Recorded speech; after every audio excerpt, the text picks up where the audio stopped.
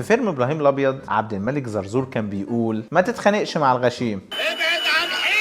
الغشيم ده بيكون يا اما حد جديد في الشغل او مش فاهم الدنيا تمشي ازاي. ايميله بيبقى دايما مليان عبارات غير منطقيه واسئله غريبه، بيسال في حاجات بديهيه. ينفع احضر الاجتماع ولا لا؟ يعني ايه كلمه ريجاردز؟ او ممكن بقى يكون غشيم متعافي اللي هو عضلاته مقويه قلبه. ما شاء الله ما شاء الله، عضلاتك مقويه قلبك. تحس ان اللي كاتب الايميل واثق في نفسه زياده عن اللزوم، بس الواثق ده لسه متعلم البيزنس امبارح. بيبعته بصيغه ان هو فاهم كل حاجه، وفي الحقيقه هو مش فاهم نص حاجه. يعني عليك والله، يعني عليك، انت مش فاهم اي حاجه. ايميل الغشيم اللي عضلاته مقويه قلبه ده ايميل جريء جدا. كتب واحد لسه مخلص كورس اداره اعمال على اليوتيوب، تلاقيه بيقول لك بناء على رؤيتي الاستراتيجيه اقترح تغيير كامل الخطه المشروعه لانها غير فعاله. رؤيتك الاستراتيجيه؟ لا والله.